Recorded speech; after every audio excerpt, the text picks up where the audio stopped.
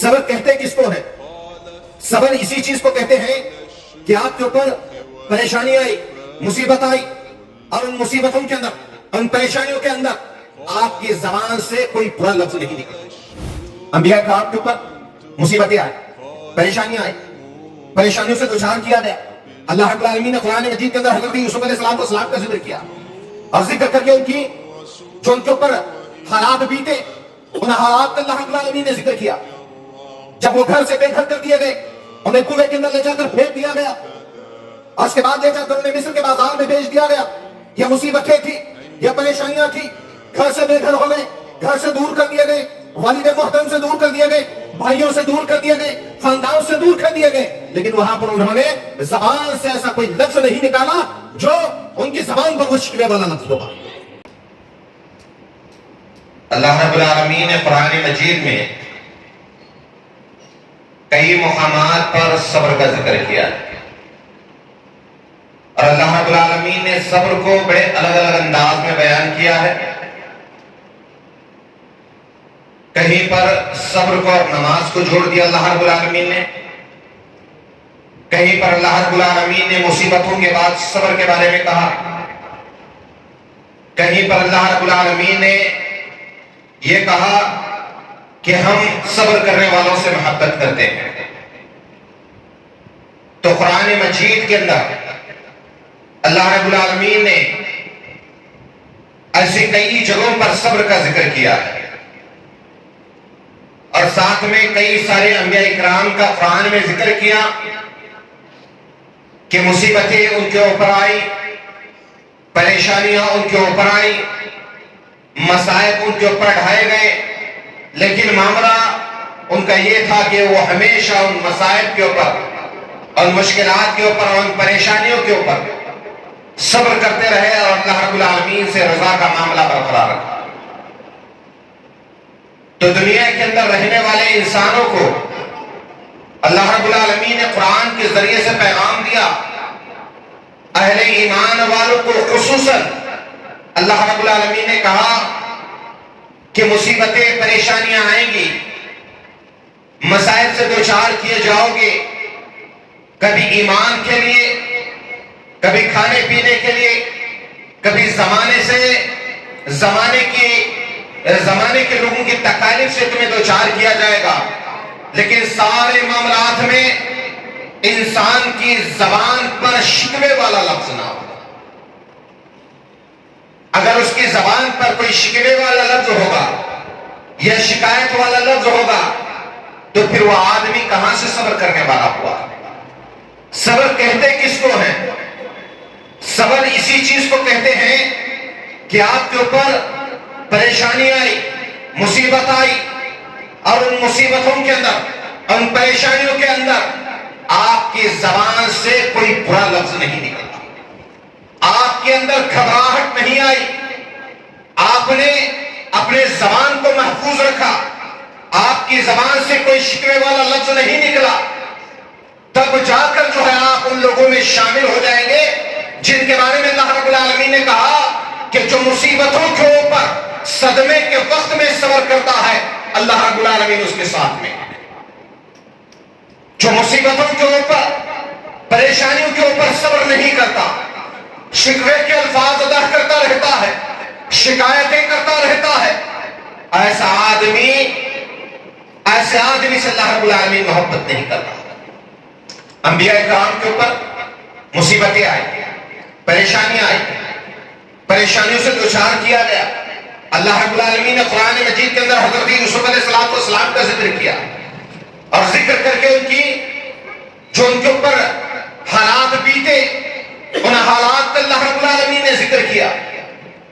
جب وہ گھر سے بے گھر کر دیے گئے، انہیں کنویں کے اندر لے جا کر پھینک دیا گیا، اور اس کے بعد لے جا کر انہیں مصر کے بازار میں بھیج دیا گیا۔ یہ مصیبتیں تھی، یہ پریشانیاں تھی، گھر سے بے گھر ہو گئے، گھر سے دور کر دیے گئے، والد محترم سے دور کر دیے گئے، بھائیوں سے دور کر دیے گئے، خاندان سے دور کر دیے گئے، لیکن وہاں پر انہوں نے زبان سے ایسا کوئی لفظ نہیں نکالا جو ان کی زبان پر وہ شکوے والا لفظ ہوگا، اور وہاں پر انہوں نے صبر کیا، اور ان کے صبر کو العالمین نے لوگوں کے سامنے رکھا کہ دیکھو حضرت یوسف علیہ السلام نے جس طریقے سے صبر کیا ہے ویسے تم کو صبر کرنا ہے. یہ مصیبتیں، یہ پریشانیاں ایک کے بعد دیگر حضرت یوسف علیہ السلام کی زندگی کے اندر آئی. انہیں ان مشکلات سے دوچار کیا گیا، لیکن اس کے باوجود بھی انہوں نے صبر کیا. یہاں تک کہ انہیں جیل خانے کے اندر بند کر دیا گیا. اس جیل خانے کی زندگی کو انہوں نے ہنسی خوشی منظور کر لیا. اور اس کے بعد اللہ رب العالمین صبر کرنے والوں کا جو پھل دیتا ہے، جو نتیجہ نکل کر آتا ہے، جو صبر کے ذریعے سے اسے اجر ملتا ہے، اس اجر کا بھی اللہ رب العالمین نے ذکر کیا کہ حضرت یوسف علیہ السلام جب جیل سے باہر نکلے تو مصر کا ان کو گورنر بنایا گیا. مصر کا گورنر بنایا گیا جن لوگوں نے انہیں کنویں کے اندر اٹھا کر پھینک دیا تھا. اور اللہ رب العالمین نے حضرت یوسف علیہ السلام کے سامنے انہیں سوالی بنا کر لا کر رکھا ہے. یہ اجر ہے اللہ رب العالمین کی طرف سے.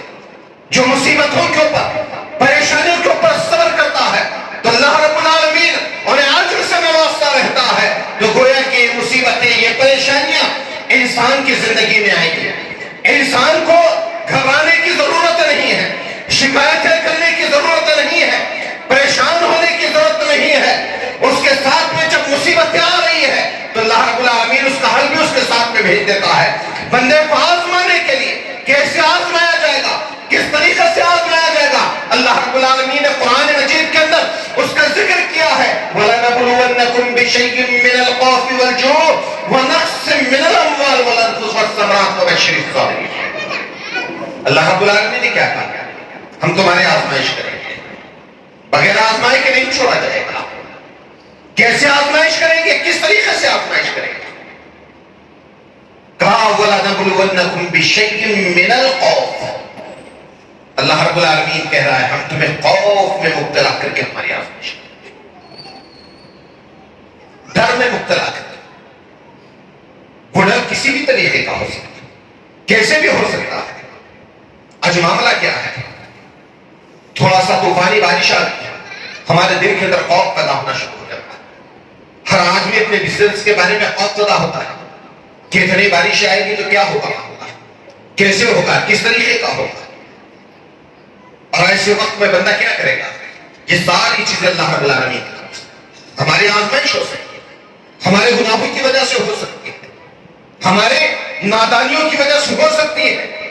بندہ اللہ رب العالمین سے رضا کی امید لگائے ہوئے رہتا ہے کہ ساری چیزیں ہمارے گناہوں کی وجہ سے آ رہی ہیں اور اس کے اوپر صبر کرتا ہے.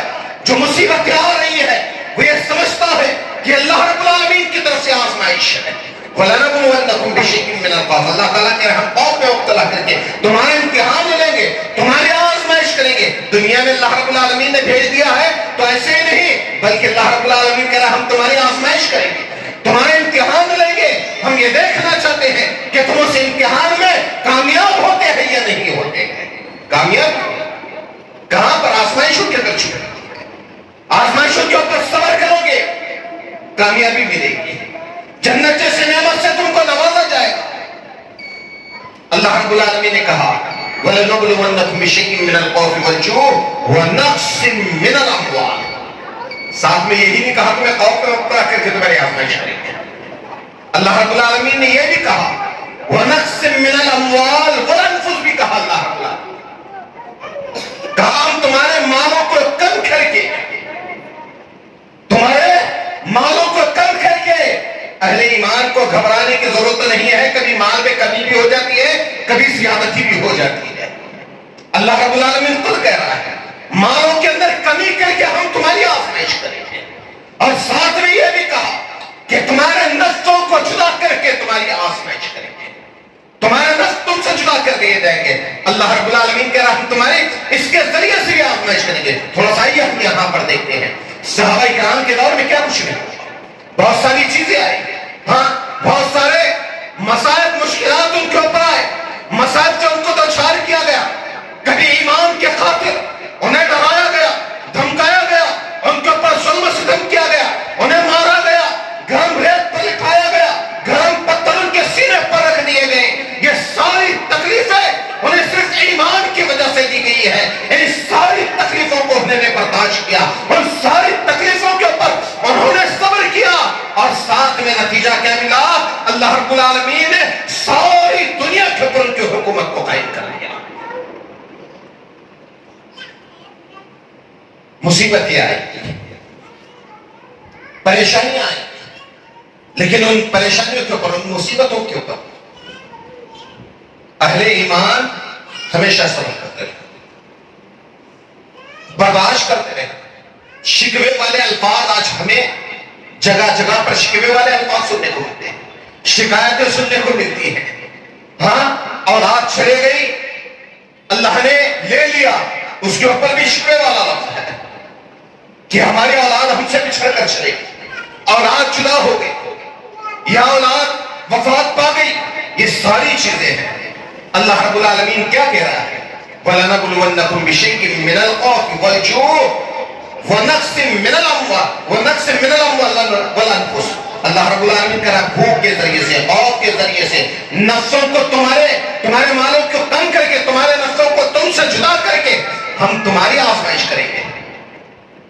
بخاری اور مسلم کی ایک مشہور روایت ہے، راوی حدیث حضرت انس بن مالک رضی اللہ تعالی کہتے ہیں کہ ابو طلحہ کو اللہ رب العالمین نے اولاد دی. ام سہیل کے سامنے جب یہ وہی خاتون ہے جس نے اسلام کے لیے دو مرتبہ ہجرت کی، ایک نہیں دو مرتبہ. جب ان کے پہلے شوہر مالک چھوڑ کر چلے گئے، جن سے ایک اولاد کی، حضرت انس رضی اللہ عنہ کیا کہا؟ اللہ اگر لڑکا عطا کر دے گا تو تیرے محمد کا خادم بنا دیں گے. لڑکے کے لیے دعا کی اور لڑکا ہوا بھی، اللہ نے دیا، اور اس لڑکے کو لے جا کر نبی کی خدمت کے لیے وقف کر دیا. وہی لڑکا جو اس حدیث کو بیان کرتے ہوئے کہتے ہیں ام سلیم رضی اللہ عنہ کی جب دوسری شادی کے لیے کئی سارے پیغامات آئے، کئی سارے رشتے آئے، تو انہوں نے کہا کہ رشتہ صرف اسی بنیاد پر ہوگا کہ اگر سامنے والا اہل ایمان ہے تو رشتہ منظور ہے. کئی سارے رشتوں کو ٹھکرا دیا. جب ابو طلحہ کا رشتہ آیا تو ابو طلحہ کے بارے میں کہا، ابو طلحہ تمہارا رشتہ ٹھکرایا تو نہیں جا سکتا ہے، لیکن کیا کریں کہ میں توحید پرست ہوں، میں ایمان والے ہوں، آپ مشرک ہیں، ہمارا اور آپ کا نکاح نہیں ہو سکتا. اگر تم ایمان میں داخل ہو جاؤ گے، اسلام قبول کر لو گے، تمہارا اور میرا نکاح ہو سکتا. تمہارا اسلام قبول کرنا میرا مہر قرار پائے گا. اگر تم اسلام کے اندر داخل ہو جاؤ تو وہی میرا مہر تصور کر کے میں تم سے نکاح کرنے کے لیے تیار. ادھر اسلام میں داخل ہو گئے، نکاح ہو گیا، اللہ نے اولاد عطا کر دی. اللہ نے اولاد عطا کر دی. اس کے بعد جو ہے ایک مرتبہ ابو طلحہ تجارت پر جا رہے تھے. جاتے وقت میں لڑکا بڑا بیمار تھا، بیماری سے تڑپ رہا تھا. ابو طلحہ جانے کے لیے کچھ آگے پیچھے ہو رہے ہو گئے، تجارت پر جانا تھا، نکل کر چلے گئے. بچہ بیماری سے دوچار ہو رہا تھا، شدت بخار کی وجہ سے تڑپ رہا تھا، شدت بیماری کی وجہ سے تڑپ رہا تھا. ادھر ابو طلحہ رضی اللہ عنہ نکل کر چلے گئے. جب نکل کر چلے جاتے ہیں، جو لڑکا بیمار تھا ابو طلحہ کا، وہ انتقال کر جاتا ہے. اس کے بعد جو ہے ام سلیم کا معاملہ کیا ہونا چاہیے؟ ایک خاتون ہے جنہوں نے اسلام کے راہ میں دو مرتبہ ہجرت کی تھی. اس خاتون کا صبر دیکھیے، اس خاتون کا ایمان دیکھیے. وہ کیسے ایمان والی تھی. جب وہ لڑکے کا انتقال ہو جاتا، ہمارا اور آپ کا معاملہ ہوتا، اور رونا دھونا شروع کر دی، چیخنا چلانا شروع کر دیتی، زبان سے شکوے والے الفاظ نکلنا شروع ہو جاتے. یہاں پر معاملہ اس کے برعکس ہے. جب لڑکا اس دنیا سے رخصت ہو گیا، ام سلیم کی زبان پر الفاظ کیا تھے کہ دیکھو میرا شوہر تجارت پر گیا ہوا ہے، وہ بھی آتا ہی ہوگا. جب وہ آ جائے گا اس کے سامنے جا کر کوئی یہ نہیں کہے گا کہ اس کے لڑکے کا انتقال ہو گیا ہے، اس کا لڑکا اس دنیا سے رخصت ہو چکا ہے. کوئی جا کر اس کے سامنے یہ نہیں کہے گا. یہ خاتون کس سے کہہ رہی ہے؟ اپنے گھر کے افراد سے کہہ رہی ہے، اپنے گھر والوں کو سمجھاتے ہوئے کہہ رہی ہے. کیونکہ نبی کریم صلی اللہ علیہ وسلم نے کیا کہا ہے؟ مصیبت کے وقت میں صبر کرنا ہے. رب کا فرمان کیا ہے؟ مصیبت کے اوپر صبر کرنا ہے. یہ مصیبت تھی، یہ پریشانی تھی، یہ جدائی کا وقت تھا، اور جدائی کے وقت پر انہوں نے کیا کیا؟ صبر کا معاملہ برقرار رکھا. اور کیا کہ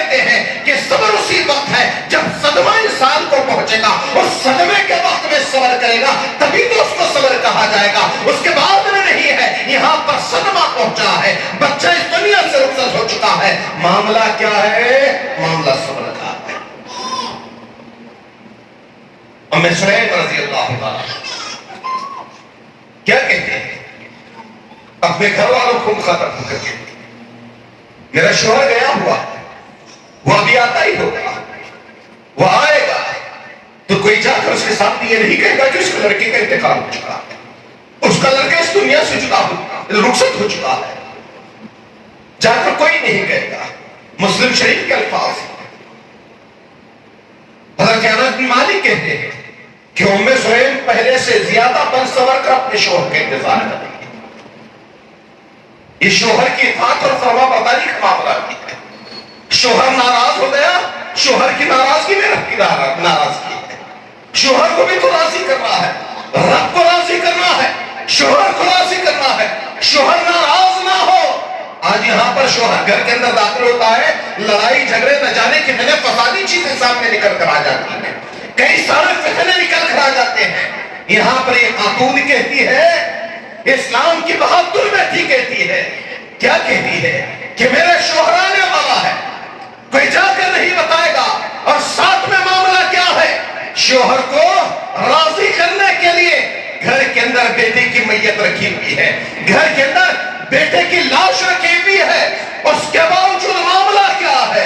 میرا شوہر آئے گا، میرے شوہر کو راضی کرنا ہے. پہلے سے زیادہ بن سور کر اپنے شوہر کا انتظار کر رہی ہے، اپنے شوہر کا انتظار کر رہی ہے. ادھر گھر کے دروازے پر دستک ہوتی ہے اور ام سلیم رضی اللہ تعالیٰ عنہ دروازہ کھولتی ہیں. ابو طلحہ دروازے کے باہر موجود ہیں. اس کے بعد بات چیت ہوتی ہے تو زبان سے الفاظ نکلتے ہیں کہ میرا بیٹا کیسا ہے، میرا بیٹا کیسا ہے. اور جواب کیا ہونا چاہیے؟ جواب کیا ہونا چاہیے؟ ہمارے یہاں معاملہ ہوتا، رونے دھونے کی رسمیں شروع ہوتی، گریبان کے اوپر دوپٹہ نہیں ہوتا، چھاتی پیٹنا، بال نوچنا، ہاں ساری حدیں پار کر دی جاتی. لیکن معاملہ کیا ہے؟ اس خاتون کا معاملہ کیا ہے؟ اسلام کی بہادر بیٹی کا معاملہ کیا ہے؟ وہ دروازے کے باہر آتی ہے، شوہر سوال کرتا ہے بتا میرا بیٹا کیسا ہے. زبان سے الفاظ کیا نکلیں گے؟ زبان سے الفاظ کیا نکلتے ہیں کہ دیکھو وہ پہلے سے زیادہ آرام ہے. پہلے وہ تکالیف سے دوچار تھا، بیماری سے تڑپ رہا تھا، بیماری کی شدت کی وجہ سے پریشان تھا، لیکن وہ ساری پریشانیوں سے آزاد ہو چکا ہے. وہ پہلے سے زیادہ آرام ہے. اتنا کہنا تھا ابو طلحہ سکون حاصل کرتے. اس کے بعد جو ہے کھانا لگایا جاتا، کھانا کھا لیتے، کھانے سے فارغ ہو جاتے ہیں، ساری چیزیں ہو گئی. اس کے بعد جو ہے رات کا ایک حصہ ہم بستری بھی ہو جاتی ہے. اس کے بعد جو ہے ابو طلحہ رضی اللہ تعالیٰ سے ام سلیم مخاطب ہو کر کہتی، جب یہ دیکھتی ہیں کہ مکمل طور پر وہ فارغ ہو چکے ہیں، سیراب ہو چکے ہیں، اپنے شوہر سے مخاطب ہو کر کہتی ہے، کیا کہتی ہے؟ کہتی ہے جی سنتے ہو؟ کہا کیا بات ہے؟ کہا بات یہ ہے کہ اگر کوئی پڑوسی کسی پڑوسی کو کوئی چیز عطیہ کر دے، ابھی بتانے کا انداز دیکھیے کتنا نرالا ہے، کتنا پیارا ہے. کیا کہتی ہے؟ کہتی ہے اگر کوئی پڑوسی کسی پڑوسی کو کوئی چیز عطیہ دے دے اور کچھ دنوں کے بعد واپسی کا مطالبہ کرے تو کیا دینے والے کو انکار کرنا چاہیے؟ دینے والے کو انکار کرنا چاہیے. ابو طلحہ کی زبان پر الفاظ تھے کہ دینے والے کو انکار نہیں کرنا چاہیے. اس کے بعد کہتی ہے کچھ دن پہلے اللہ نے ہمیں لڑکا عطا کیا تھا، یہ اس کی امانت تھی جو اس نے ہم کو عطا کی تھی، وہ دی تھی، اب اس نے وہ لے لی ہے، وہ لے لی ہے. اتنا کہنا تھا. ابو طلحہ کہنے لگے کہ تم نے مجھے پہلے کیوں نہیں بتایا کہ میرے لڑکا وفات پا چکا ہے، انتقال کر گیا ہے، یہ باتیں تم نے مجھے پہلے کیوں نہیں بتائی. اس کے بعد اللہ کے نبی جناب محمد رسول اللہ صلی اللہ علیہ وسلم کی خدمت میں تشریف لے جاتے ہیں. اللہ کے نبی سے سوال کرتے ہوئے کہتے ہیں اے اللہ کے نبی میری بیوی نے بتایا تک بھی نہیں، معاملہ ایسے ہو گیا ہے. اس کے بعد اللہ کے نبی جناب محمد رسول اللہ صلی اللہ علیہ وسلم ابو طلحہ کے لیے دعا کرتے ہوئے کہتے ہیں اللہ ابو طلحہ کی اس رات کو مبارک والی رات بنا دے. اللہ اکبر. یہ کہنا تھا نبی کے الفاظ تھے، ان کا وہ صبر تھا. ام سلیم رضی اللہ عنہ اللہ نے ایک اولاد کو چھین لیا ہے، یہ صبر تھا. اس کے بعد کہتی ہے مجھے اسی رات حمل بھی ٹھہر گیا. اللہ نے ایک اولاد چھین لی ہے تو دوسری اولاد کا اللہ نے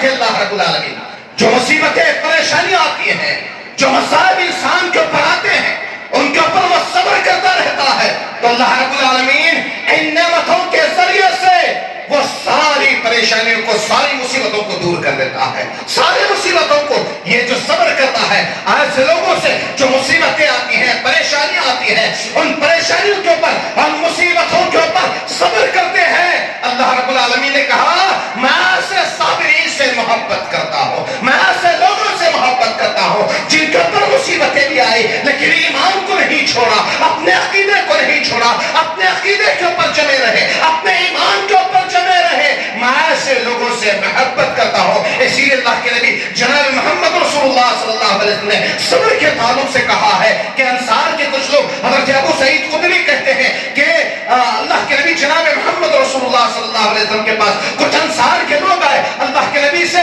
مال کو طلب کیا، اللہ کے نبی نے جتنا تھا، جو کچھ تھا، سوال کرنے والوں کو اٹھا کر دے دیا، یہاں تک کہ اللہ کے نبی جناب محمد رسول اللہ صلی اللہ علیہ وسلم کے پاس سارا مال ختم ہو گیا، سارا مال ختم ہو گیا۔ اس کے بعد اللہ کے نبی جناب محمد رسول اللہ صلی اللہ علیہ وسلم نے فرمایا میرے پاس جو کچھ بھی آتا ہے، میرے پاس جو کچھ بھی آتا ہے، جو خیر آتا ہے، میں اس کو بچا کر نہیں رکھتا، جتنا آتا ہے اس کو خرچ کر دیتا ہوں، اس کو دے دیتا ہوں۔ اس کے بعد کہتے ہیں اللہ کے نبی، اس کے بعد اپنے صحابہ سے مخاطب ہو کر کہتے ہیں، کیا کہتے ہیں؟ جو آدمی سوال سے بچنا چاہتا ہے، کیا کہتے ہیں؟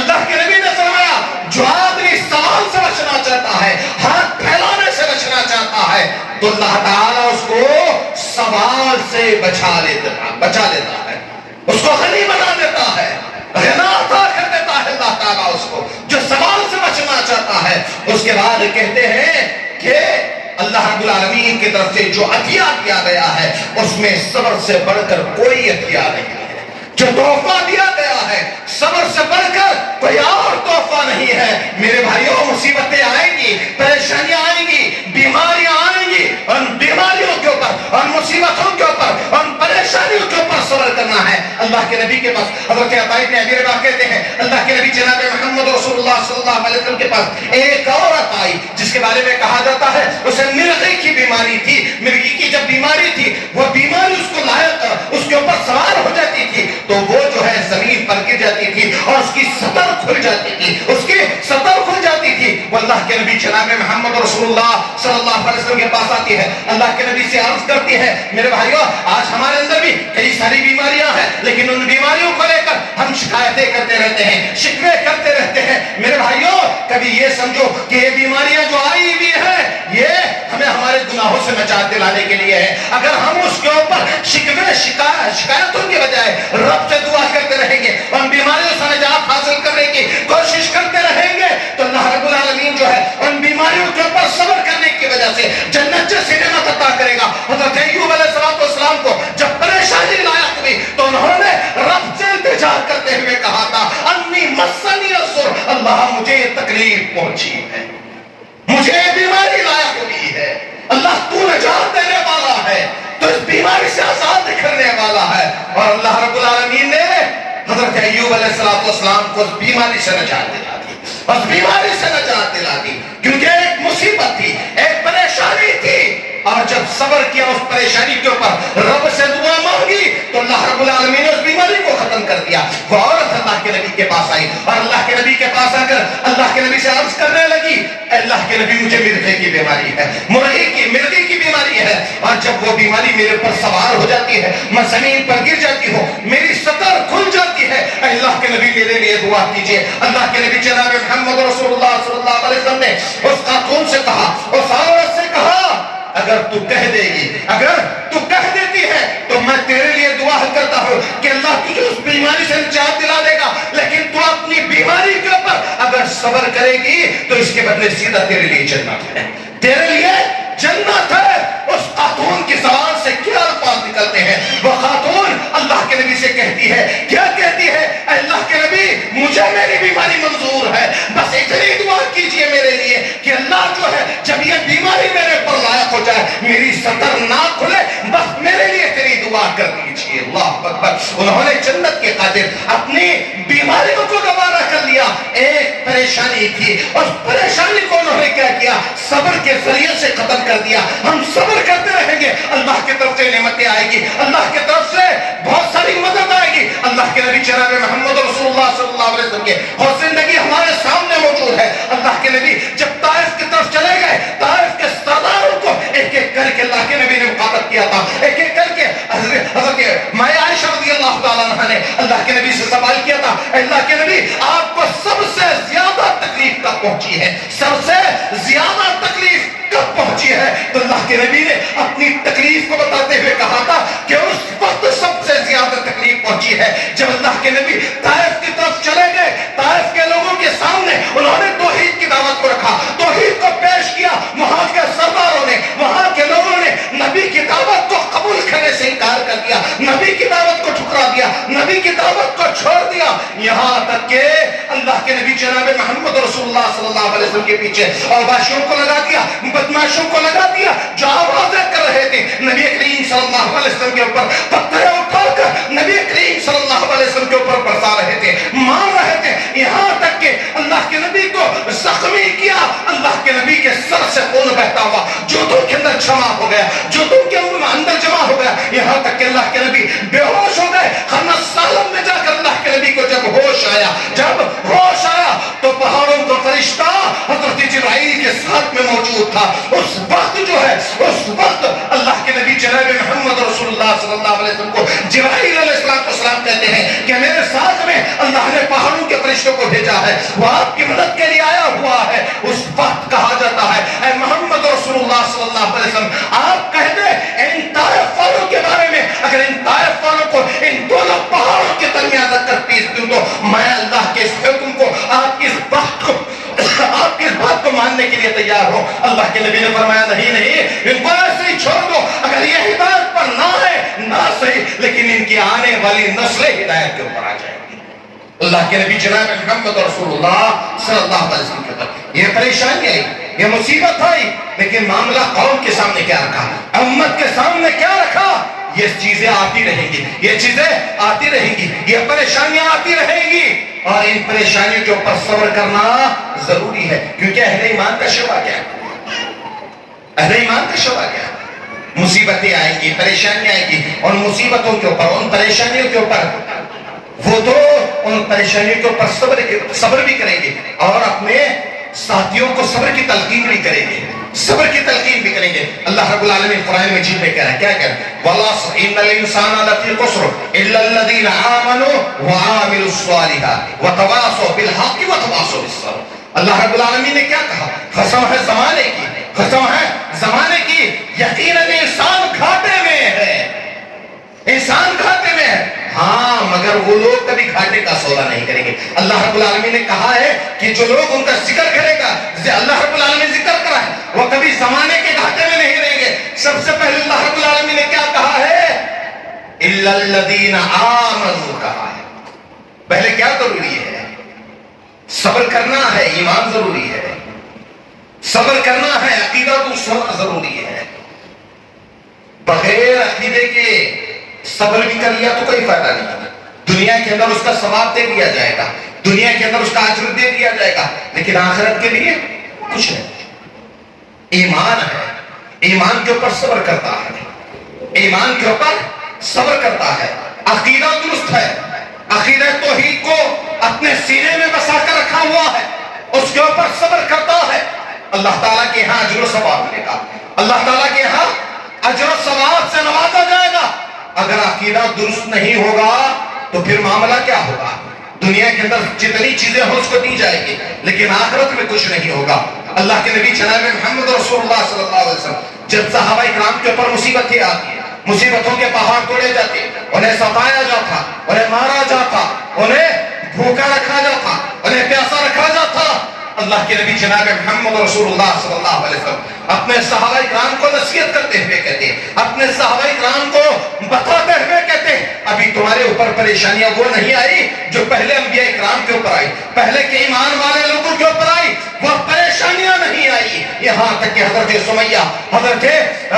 سمیہ کے بارے میں آتا ہے, ان کے بارے میں جب ان کو ظلم و ستم میں رکھا, ان کے اوپر ظلم و ستم کے پہاڑ توڑے گئے, ان کے اوپر ظلم و ستم ہوتا رہا, اللہ کے نبی نے ان کے ساتھ ان کو اپنے آنکھوں سے ان کے ظلم و ستم کو دیکھا، ان کے ظلم و ستم کو دیکھا کہ ان کے بیٹے کے اوپر ظلم ہو رہا ہے، ان کے شوہر کے اوپر ظلم ہو رہا ہے، سارے گھر والوں کے اوپر ظلم ہو رہا ہے، وہ اس ظلم کو برداشت کر رہے ہیں، وہ اس ظلم کو برداشت کر رہے ہیں، طرح طرح کی اذیتیں دی جا رہی ہے، ان اذیتوں کو برداشت کر رہے ہیں۔ اللہ کے نبی نے ان کی ان اذیتوں کو دیکھا، ان کی تکالیف کو دیکھا جو ان کو دی جا رہی تھی۔ اس وقت اللہ کے نبی ان کے پاس سے گزرتے ہوئے کیا کہتے ہیں؟ صبر آل یاسر، اے یاسر کے گھرانے تم صبر کرو، تم سارا کا سارا اکٹھا خاندان جنت میں چلے جاؤ گے، سارا خاندان جنت میں چلے جاؤ گے، تم صبر کرو۔ یہ تمہارے اوپر جو مصیبت آئی ہے، تمہارے اوپر جو تم کو تکالیف کو دوچار کیا جا رہا ہے، ان تکالیف کو برداشت کرو۔ تمہارے لیے کیا ہوگا؟ تمہارے لیے اللہ رب العالمین نے جنت کو تیار کر کے رکھا ہے، جنت کو تیار کر کے رکھا ہے۔ ایمان ضروری ہے سب سے پہلے۔ اگر ایمان ہوگا، ایمان کے بعد جو مصیبتیں آئیں گی، جو پریشانیاں آئیں گی، ان پریشانیوں کو صبر کرے گا، ان پریشانیوں کو برداشت کرے گا۔ اللہ کے نبی نے، اللہ نے، دونوں نے کہا کہ ایسے لوگوں کے پاس ہمارے لیے بے شمار اجر و ثواب۔ تو اللہ رب العالمین نے کیا کہا؟ اِلَّا الَّذِينَ آمَنُوا وَعَمِلُوا الصَّالِحَاتِ۔ پہلے کیا کہا؟ پہلے ایمان ضروری ہے، اس کے بعد عمل صالح ضروری ہے۔ عمل صالح کب قبول ہوگا؟ ایمان شرط لگائیں گے، ایمان ہوگا عمل صالح قبول کیا جائے گا۔ اگر ایمان ہوگا، ایمان نہیں ہوگا، عمل صالح ہوگا، تب بھی کچھ نہیں ہوگا۔ ہاں دنیا کے اندر اس کے کچھ بدلے دیے جائیں گے، لیکن جنت نہیں ملے گی۔ جنت میں جانے کے لیے ایمان ضروری ہے۔